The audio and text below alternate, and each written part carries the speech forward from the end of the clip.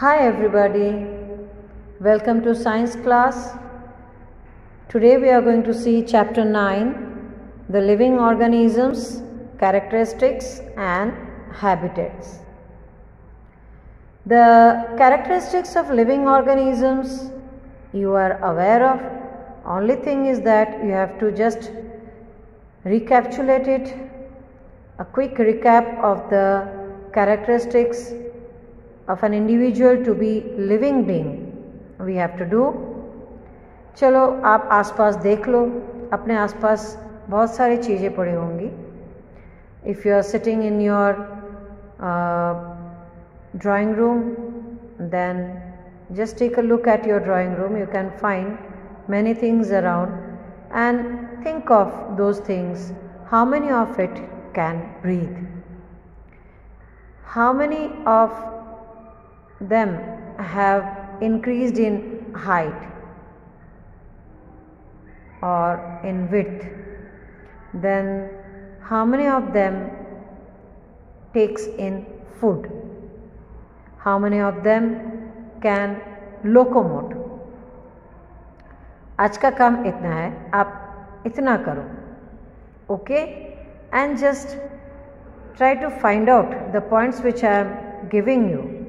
Are they able to do or not, or which of them follows this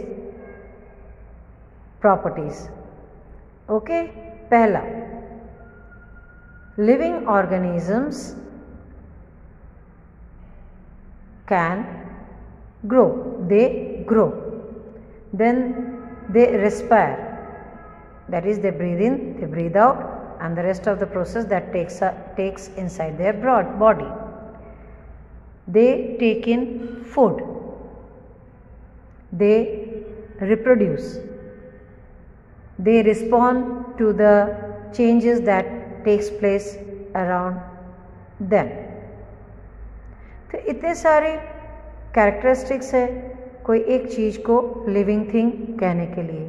अगर ये सारे characteristics, they also locomote, they move, living creatures they move, तो ये जो locomotion, then breathing, then eating, growing, तो ये क्या है? These are the characteristics that define an object to be living being. Living beings or living creatures are also called organisms, and these organisms are different in different places. If you go to various places, like अगर आप mountainous region पे चले जाओ, if you see the trees over there, animals को अगर वहाँ के animals को देखो तो पता चलेगा कि the creatures or animals found over there, the plantations found over there is quite different from the living beings or organisms which are found in desert area. Desert area में अगर जाते हो और उसको आप वहाँ के एनिमल्स को या फिर बर्ड्स को या फिर उनके प्लांटेशंस को अगर कंपेयर करते हो माउंटेनियस रीजन से, तो एकदम से अलग है. So in some places because the climate, the temperature अलग अलग है, तो उसके हिसाब से एनिमल्स में भी डिफरेंस देखने को मिलता है. So if you go to places where there are where water sources ज़्यादा है, एक्वेटिक रीजन्स में चले जाओ, मतलब places you go like near the sea shore, then near any river side. If you go, then you can find the animals residing in water places or water body are quite different from the animals that are found on terrestrial region. So today that's what we are going to observe. We are going to observe different organisms and the surroundings of the organisms. What is it called? and lot more we are going to study about the different organisms found in different regions. Okay children, now we talk about the surroundings of organisms. If we take example of sea, in the sea plants and animals are surrounded by saline water, that is salty water, and most of them use the air dissolved in water. And if we take example of desert, there is very little water available in desert.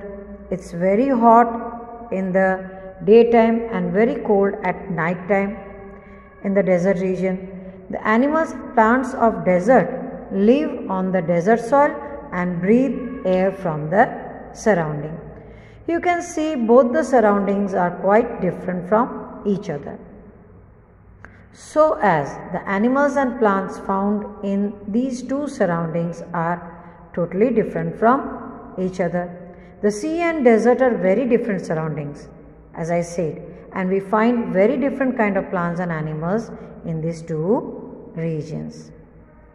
So let's look at two different kinds of organisms from the desert and the sea. First, very commonly found animal, a camel and a fish. Camel in desert region and fish in the sea. The body structure of a camel helps it to survive in desert conditions, whereas the body structure of fish that help it to survive in aquatic surrounding or aquatic conditions. If we talk about camels have long legs which help to keep their bodies away from the heat of the sand.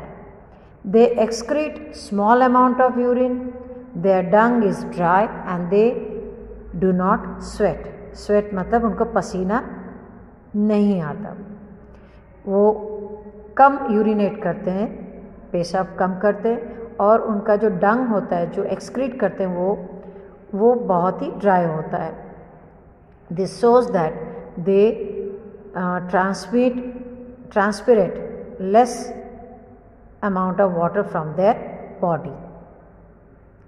Since camels lose very little water from their bodies, they can live for many days without water, because in the desert availability of water is very less, so उनको पानी बचा के रखना पड़ता है. तो nature has created their body such कि वो पानी कम छोड़ते हैं, इसलिए उनको पानी की ज़रूरत कम पड़ती है.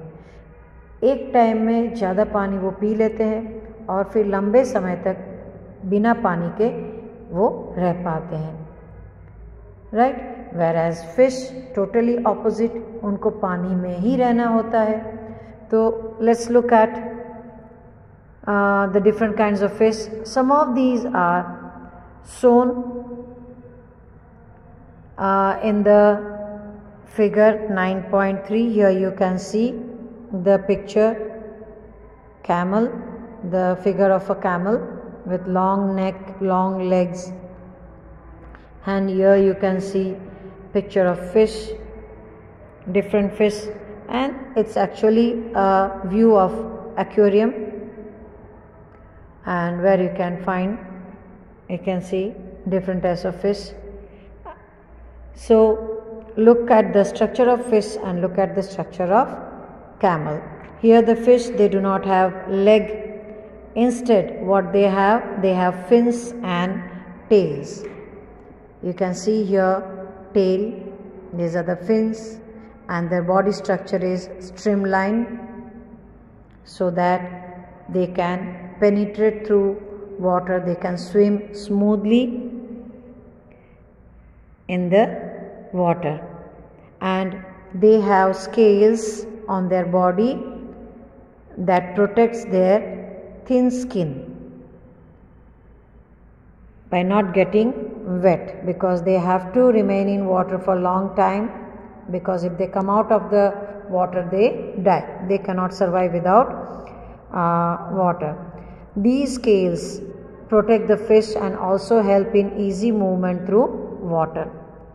And fish have flat fins and tails that help them to change direction and keep their body balanced in water, which you have already studied in the previous chapter. Gills present in fish help them to use oxygen dissolved in water. Not only that, they keep the undesirable components away from entering into the body. The gills, they just filter it, and you can see if you get a chance to hold a fish in your hand, you can just open up the flap, and you can see if you squeeze the gills, you can find dirt coming out of it. So we see the features of fish help it to live inside water, and the features of a camel that help it to survive in a desert in the extreme conditions of their surrounding. And that is what called adaptation. When the body structure changes as per their surroundings, that is called adaptation in the living creature. Habitat is the surrounding in which a particular organism survive or used to survive, and adaptation is the changes that are found in a basic structure of a living creature, which helps them to survive in that adverse condition. Okay, so let's see the definition. The presence of specific features or certain habits which enable an organism to live naturally in a place is called adaptation. ये हुआ adaptation. कोई specific features जब आप किसी animals में देख पाते हो, या फिर आदत जिसके वजह से वो naturally रह पाते हैं अपने surrounding में, उसको कहते हैं adaptation. So ये adaptation के चलते हम कह सकते हैं कि camel cannot live in sea and fish cannot live in desert, cannot live without water. Now, definition of habitat. The place where organisms live is called habitat. Okay, and the different types of habitat which we are going to see now. Under that, first one is terrestrial habitat. The plants and animals that live on land are said to live in terrestrial habitats. And some examples of terrestrial habitats are forest, grasslands, desert, coastal and mountain region. Mountain region तो पता है, hills, mountains, mountainous region. फिर desert आपको पता है, grassland मतलब land जहाँ पे घास, flatlands जहाँ पे घास दिखने को मिलता है, forest जहाँ पे गाढ़ जंगल मतलब बड़े बड़े trees भी होते हैं, totally covered with big trees, and coastal region मतलब वो region जो दरियाई किनारे पे they are lying beside the sea. On the other hand, the habitats of plants and animals that live in water, they are considered as aquatic habitats. Lakes, rivers and oceans are some examples of aquatic habitats, and there are large variations among terrestrial habitats like forest, grassland, desert, coastal and mountain regions located in different parts of the world. But when we talk about aquatic, then it's lakes, rivers and oceans completely covered with water.